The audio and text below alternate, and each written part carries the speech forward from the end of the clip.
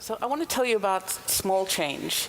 We are a real estate equity crowdfunding platform. That's quite a mouthful, but really we just do this. We connect investors with developers to raise money for real estate projects. We're like Kickstarter for real estate, but instead of just making a donation, investors make an investment and hopefully get a return. So we're solving a very big problem. We're entering the age of cities, and there are lots of building opportunities, and yet capital is still going to more conventional projects. Communities that want to make change need to find other sources of capital. Typically, a bank will not make a loan to a project in a neighborhood if it's a first-time project. They will look to an appraiser to find like-kind projects. And if another project has not been built like that, then the developer simply can't get a loan. And those are the sorts of projects that we're trying to raise funds for. Our solution is a crowdfunding portal that raises capital for change-making projects, harnesses the passion of the crowd, connects local investors to local developers, and lets everyone over the age of 18 invest. And we're doing this using a brand new securities law promulgated by a regulation called the Jobs Act that the Obama administration wrote in 2012, that for the first time lets everyone over the age of 18 invest. The Jobs Act, in my mind, is kind of magical. It's pretty complicated securities stuff, but it went about trying to make equity crowdfunding possible at a time when only donation-based crowdfunding was possible. And essentially, two existing securities laws were changed a little to make that happen, and a third one, the one that we're most interested in, regulation crowdfunding, is a brand new one that was written. So I believe this is the new community banking. What do these change-making projects look like? They're typically the first of their kind in a neighborhood where nothing like it has been built before, or they're buildings that are perhaps historically significant and are simply too far gone, or they may be in an underserved neighborhood where there's no established market, or on a piece of forgotten land, or in an untested market. But when we build them, these really difficult projects, people come. They want to see that change. They want to be part of the change.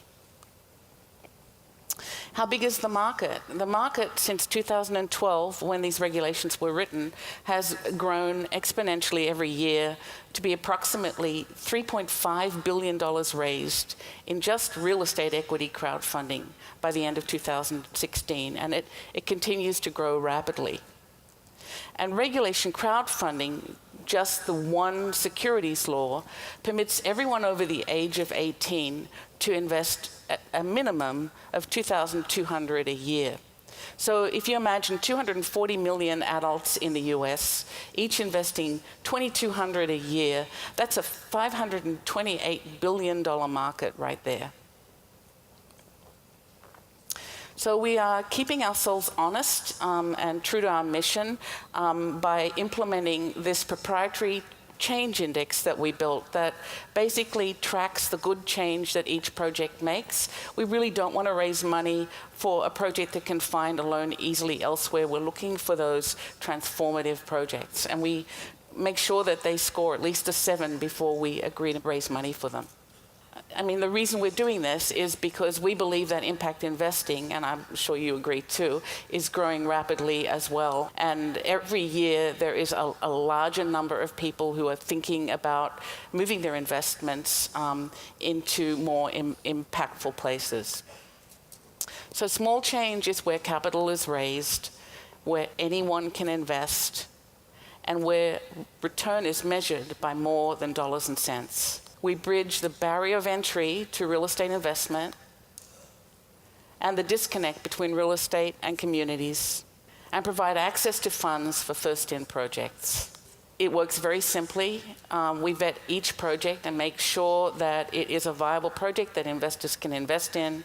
We post it on our site in a campaign that tells the story of the project, and it just takes 5 easy steps for an investor to invest. It takes about 60 seconds. and bam, they're an investor. They're actually part of the project and making it happen. So some of the projects that we've raised money for recently are a tiny house. We raised $100,000 in a construction loan that a bank would not provide and gave a pretty handsome return to investors because the house sold very, very quickly. We raised $200,000 for additional improvements to 44 affordable and very green housing units in DC. And right now we're raising $300,000 for the conversion of a building in Pittsburgh that will be Pittsburgh's first complete co-working building instead of traditional office space. So what's your small change?